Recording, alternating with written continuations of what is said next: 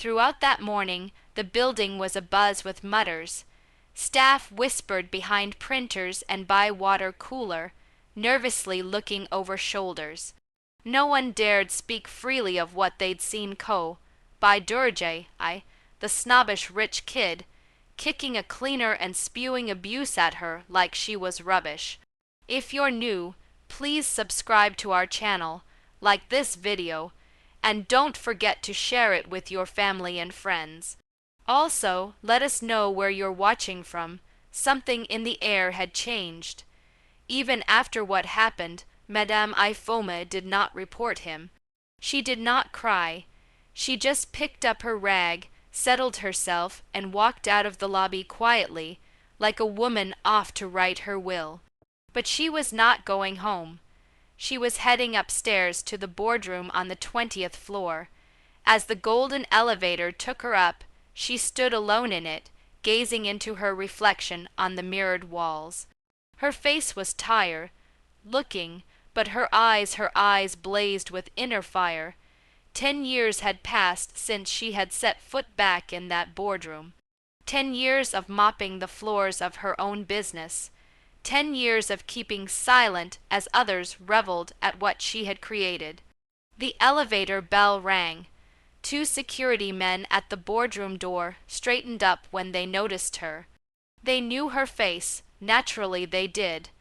Everybody knew the old cleaner, but they had never previously seen her rise this high in the tower. She smiled. "Tell the board I want to see them. Tell them the sleeping lioness is awake."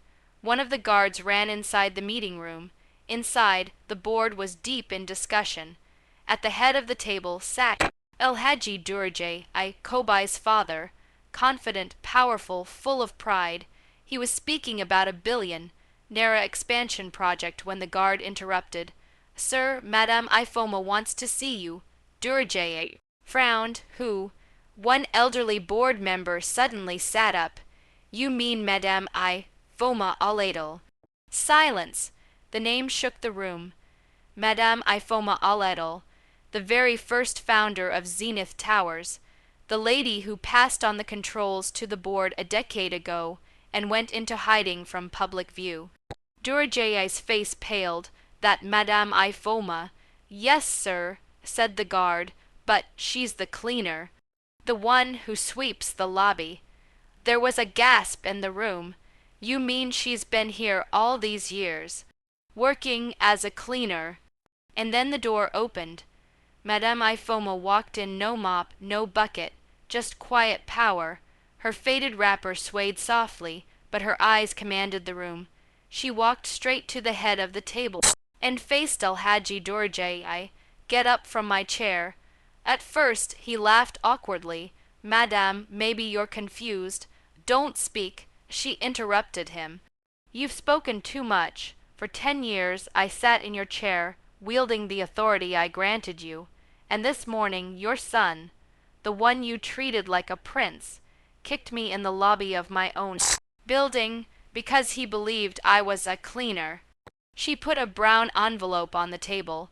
"Behind here are papers showing I still have 63% of this business. Never did I give away complete control. I merely stepped aside, but now I am stepping back in." The attorneys verified the documents. One of them nodded slowly. "She is telling the truth. Madame Ifeoma Al-Adel still retains the majority shares."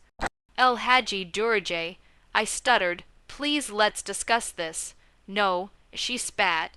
"You let your son turn into a monster. You let him insult others.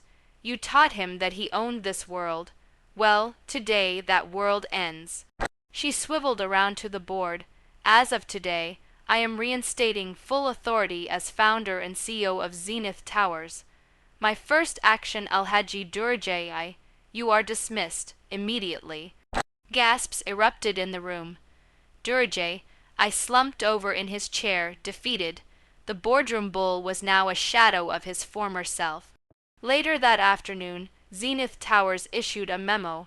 "Madame Ifeoma Al-Adel has resumed as CEO." The news splintered the internet. Cleaner becomes billionaire. CEO impersonating for 10 years. He kicked his fate. Social media exploded. Kobi's video shouting in the lobby went viral. Twitter dragged him. Instagram buried him in memes, from bents to barefoot. They wrote, "Zaddy no day again." The family's assets were frozen.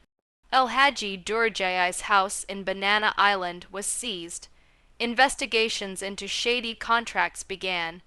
His face was removed from the company website. The man once feared had become a cautionary tale. As for Kobi, his friends disappeared. Girls who called him bossman blocked him. His bank account was depleted. In a matter of days, he was broke, homeless, and alone. In desperation, he stood on the side of the road, begging a foreman for a job. "You way look like billboard model when carry cement," the man inquired. Kobi nodded. "I no get choice, sir."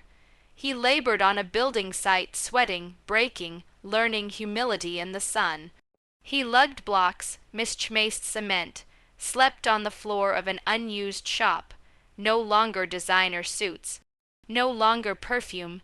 Calluses, hunger, and regret now. And yet, what this hardship taught him, all the luxury never could.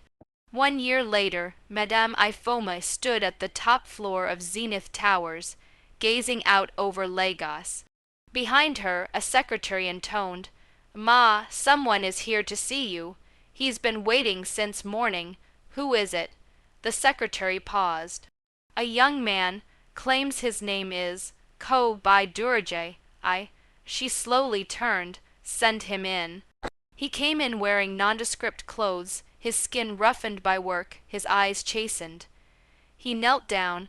"I came to apologize, Ma. I don't deserve it, but I'm here anyway asking. I lost everything, but I gained sense."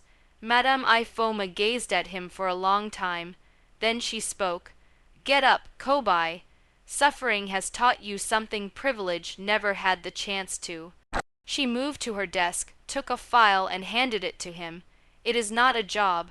It's a test. Begin from the bottom again, not because of your name, but because of your transformation." And that was how the boy who kicked the cleaner started on his way back this time, humbly, respectfully, and with the wounds of wisdom. Moral of the story: never look down upon anyone, least of all the ones sweeping your way, because the broom they carry today can sweep you out of power tomorrow.